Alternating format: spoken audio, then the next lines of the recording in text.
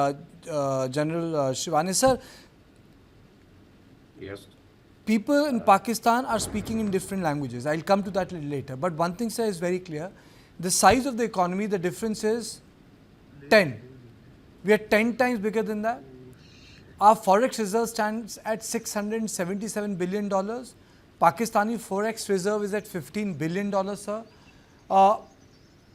If they run out of their money now, the only thing they have is to withstand another 3 months, which means that generally they only have 3 months of salary left in the banks. So economy is not well. They have a water stress. 40% of the Pakistani labor is employed in agriculture. They understand the threat in context of Bagliar. Third, they have no manufacturing. They have no refining processes. They don't even have a developed tertiary sector. So doesn't Pakistani army understand the economic dynamic of their country? That, you need an economic, financial wherewithal. Absolutely, Karthikeya.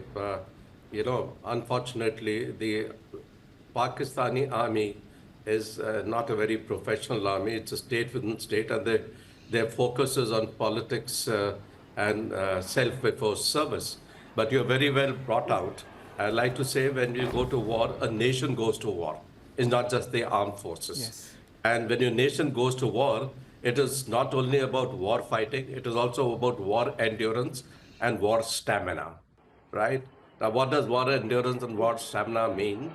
That means you have an economy which backs up your war effort for you have run a short duration war, a short duration run, but you have to be prepared for the long distance marathon.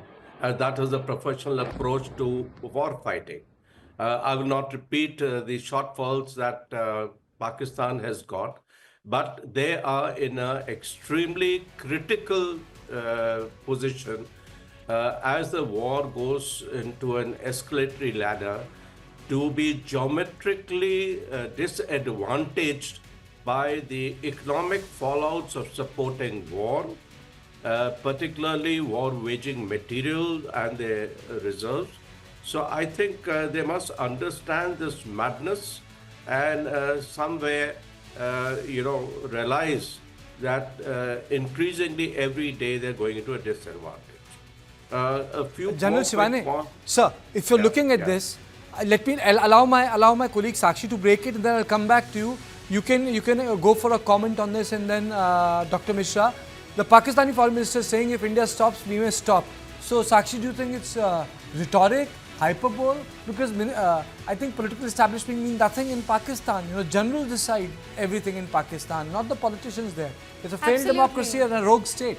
Absolutely, just to put out some sort of a facade in front of the global media, and in fact the global leaders. Pakistan is at it again. We all know, the world knows that the entire control of Pakistan and its administration is with Pakistani army and not with their government, really. So I don't even know what exactly does this statement mean and how much ground will it hold, because the Pakistan foreign minister has in the latest development given out a very big statement that if India stops, we may stop. But Karthikeya, we know that ball is not really in our court. What we are doing is just defending ourselves. We are defending our own civilians. We are just retaliating. And, India and the Ministry of External Affairs has very categorically mentioned it in their daily basis, press briefing, that what India is doing is giving them a reply of the same intensity while they continue to play out the gimmicks, when they continue to target our civilians. If you are telling us that, if India stops, then we stop, it's nothing short of a joke, because ball exactly is in your court. You stop, mate. We will stop automatically. Karthikeya, back to you. Thank you so much. A big breaking has come. Pak Foreign Minister's big statement. Big statement. Does it mean anything? General, does it mean anything? Yeah, it doesn't mean anything. Just playing to the galleries. Pakistan must be told that India did not start this war.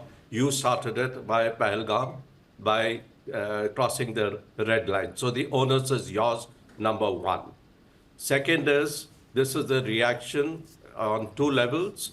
One, it shows that they've been hit badly, and they realize that economically they cannot support any further escalation.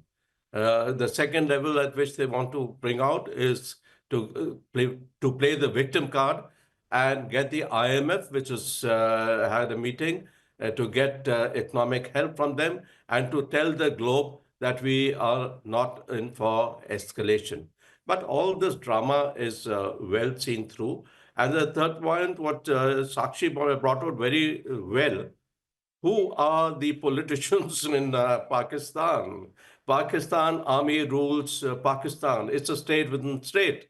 The center of gravity of Pakistan, I've been saying, is the Pakistan army. And if you go to shame and bring down the Pakistan army in the eyes of the nation, I think that is what our aim should be. So their ministers talking about it. Sometimes they talk of war, sometimes they talk of peace, sometimes they are talking of over decades,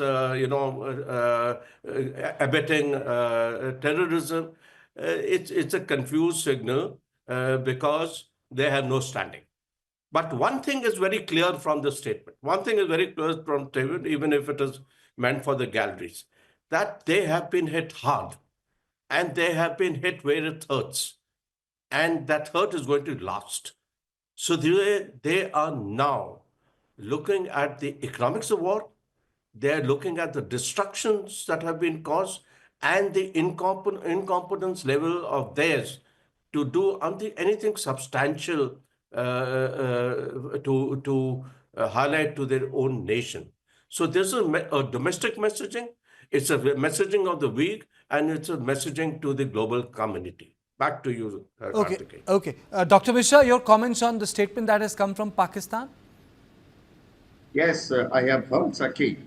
And the way Khwaja Asif, he came up with his statement that if India stops, we will also stop. That means the onus is giving it on us. So who created Pahalgam incident? And who started sending drones and missiles to the other country? Last 2 days, 3 days, it is going on. Even yesterday evening, who started sending this? Day before yesterday evening, they also started. So Khwaja Asif wants to give the ball in our court, which is not correct. And by the way, Khwaja Asif is not the person who can decide for Pakistan. The fulcrum is General Munir. But General Munir, I know, to save his face, he will keep on hitting what he gets from Turkey. I know he is getting all these missiles and all small drones through which he wants to hit us all over particularly in the civil area, the civil targets. Just see yesterday in LOC areas and IB areas, all the civil areas were targeted. And this is what Munir is doing it. So we should not take it very seriously what Khwaja Asif is telling it, because because his statement, you see, last 3 days he's giving statement. And you see, they all differ. So he has no say in Pakistan. It is all for the world community. He is telling that, okay, India is the aggressor. Sir, proof of the pudding, not Dr. Mishra,